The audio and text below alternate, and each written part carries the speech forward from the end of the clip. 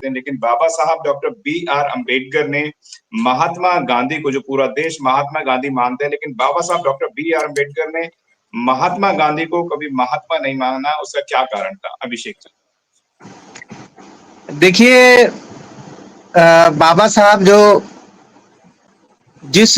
अगर बाबा साहब अम्बेडकर के व्यक्तित्व पे देखेंगे जी। तो उन्होंने जिन गुरुओं की बात की है, महात्मा फूले साहब, कबीर, महात्मा बुद्ध, तो उनके व्यक्तित्व का प्रभाव जो है बाबा साहब अम्बेडकर के व्यक्तित्व पे है।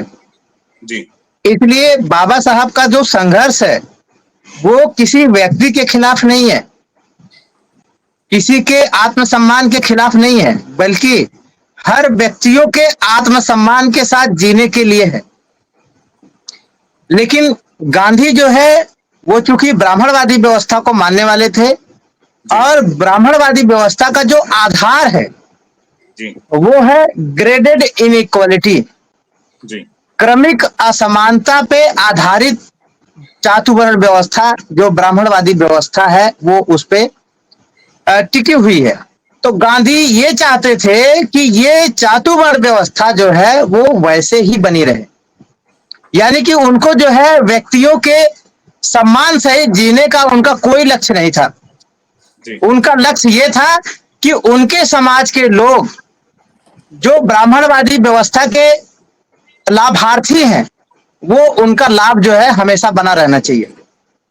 इसलिए जो ब्राह्मणवादी व्यवस्था को खत्म करने के लिए एक इस देश में नई व्यवस्था जो समानता पे आधारित हो, बंधुत्व पे आधारित हो, उसके लिए बाबा साहब अम्बेडकर ने उस समय के जो इस देश के हुक्मरान थे अंग्रेज, उनके सामने ये बात रख के इस देश की पांचवी जो बड़ी 1/5 जो बड़ी पॉपुलेशन है एससी एसटी के लिए वो सेपरेट इलेक्टोरेट का रिप्रेजेंटेशन लेके आए थे, पृथक निर्वाचन का अधिकार लेके आए थे।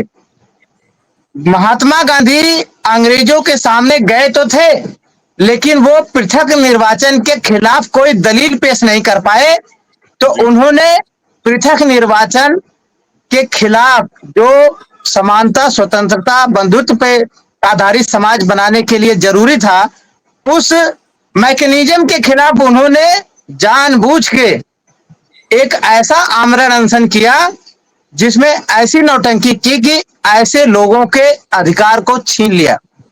जो लोग सदियों से प्रताड़ित थे, जिन लोगों के साथ व्यवस्था ने हजारों सालों से अन्याय किया है, उन लोगों के जब न्याय का समय आया तो महात्मा गांधी के कारण वो न्याय नहीं हो पाया। इसलिए बाबा साहब अम्बेडकर गांधी को महात्मा तो छोड़िए, एक सही आदमी मानने के लिए भी तैयार नहीं थे। यही कारण है क्योंकि जो सही व्यक्ति है वो खुद भी आत्मसम्मान से जीता है और दूसरों को भी आत्मसम्मान से जीने के लिए प्रेरणा देता है। दूसरों को आत्मसम्मान से जीने के लिए क्या है, जो सुविधा है, जो संसाधन है, जो माहौल है, वो मुहैया कराता है।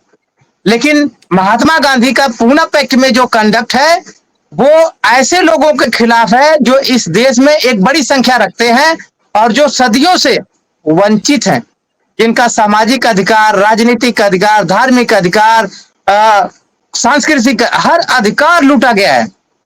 ऐसे लोगों के स्वाभिमान के खिलाफ महात्मा गांधी ने जो प्रोपेगेंडा रचा है, उस प्रोपेगेंडे के कारण बाबा साहब अम्बेडकर महात्मा गांधी को एक सामान्य व्यक्ति मानने से इनकार करते हैं। महात्मा तो बहुत दूर की बात है।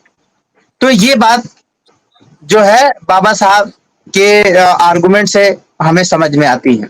अगर आपने अभी तक हमारा चैनल सब्सक्राइब नहीं किया है तो सब्सक्राइब करें और घंटी का बटन बिल्कुल भी दबाना ना भूलें ताकि सभी लेटेस्ट खबरें पहुंच सकें आप पे सबसे पहले।